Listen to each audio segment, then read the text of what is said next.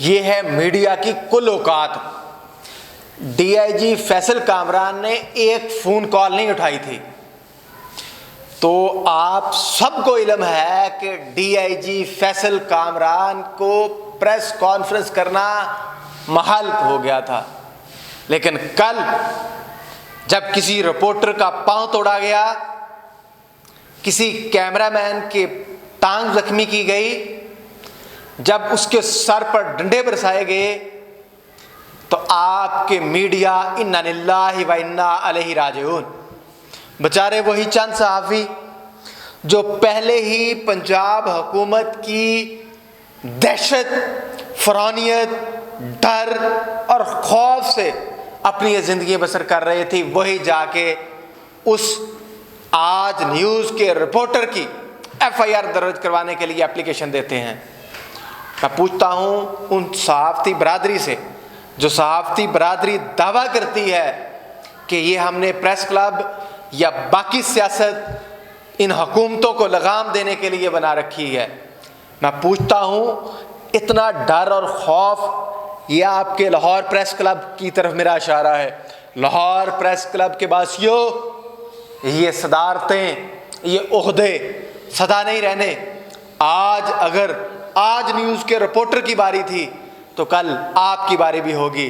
حامد میر نے درست نشاندہی کر کے آپ لوگوں کو آپ کی اوقات یاد کروا دی ہے کہ آپ کی کل اوقات یہ ہے کہ آپ صرف مفادات اور مختلف سیاسی جماعتوں کے لونڈے لپاڑے ہو، اور اسی بنیاد پر آپ اس ملک کی ایک اسٹیبلشمنٹ کے طور پہ کام کر رہے ہو، اور اس ملک میں وہی کرتے ہو جو اس ملک کی سیاسی جماعتیں جو خدا بن کے اس ملک میں بیٹھی ہوئی ہیں۔ اور وکلاء نے کل جب پروٹیسٹ اناؤنس کیا اور اس پروٹیسٹ کو آپ کے کسی میڈیا چینل نے نہیں دکھایا، تو کیا پریس کلب کو اس پر کوئی اعلامیہ جاری نہیں کرنا چاہیے تھا؟ کیا بتانا نہیں چاہیے تھا کہ آپ نے ہمارے صحافیوں کو مار مار کر بندر بنا دیا ہے، ہمارے صحافیوں کی درگت بنا رہے ہو؟ کیا اوقات رہ گئی آپ کی؟ کیا یہ صحافت ہے؟ کیا یہ ہے کلمہ حق؟ میں مان لیتا ہوں کہ تحریک انصاف تو اس وقت مقتدرہ یا اسٹیبلشمنٹ کے حوالے سے ڈر اور خوف میں مبتلا ہے۔ یہ صحافت کا دعویٰ کرنے والے جو کہتے ہیں ہم کلمہ حق کے دعوے دار ہیں، وہ اتنے خوف اور ڈر میں کیوں مرعوب ہوئے ہیں؟ وہ کس کے رعب اور کس کے خوف میں آئے ہوئے ہیں؟ کیا چند ڈالروں کی، چند پلاٹوں کی ڈیمانڈ کی وجہ سے کہ آپ اگلا الیکشن جیت کر صدر بن کے چند بڑے پلاٹ یا چند بڑی مرات لے کر کے چند بڑے فائدے حاصل کر کے جائیدادیں بنا لو گے؟ کیا قبر میں 7 جائیدادوں کو اپنے ساتھ دفن کر لو گے؟ ممکن نہیں ہے۔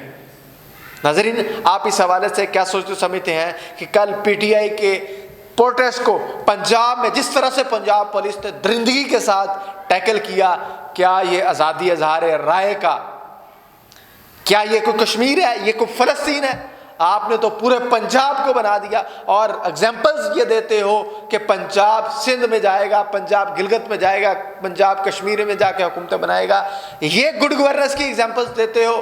آپ نے انسانیت کی تذلیل کی ہے، یہ ایک صحافی کی تذلیل نہیں تھی، یہ انسانیت کی تذلیل تھی۔ مجھے شرمندگی ہے اس ممبر و مراب سے بھی، میں شرمندہ ہوں۔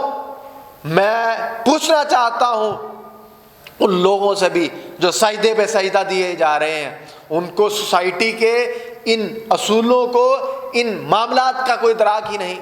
میں ایک مرتبہ ماننے کے لیے تیار ہوں کہ بھئی اس پروٹیسٹ سے ڈائریکٹ عوام کو کچھ نہیں ملنا تھا۔ کیا جس سوسائٹی میں بولنے کی آزادی نہ ہو، وہ سوسائٹی آگے کیسے بڑھ سکتی ہے؟ آپ کا انقلاب، آپ کے دعوے، آپ کی تربیت کے لیے کس طرح سے چیزیں آگے پرویل ہو سکتی ہیں؟ زیرو۔ اس کو اگر درندگی کو اسی طرح سے بڑھنے دیا گیا، کل کو نشانہ آپ بھی ہوں گے۔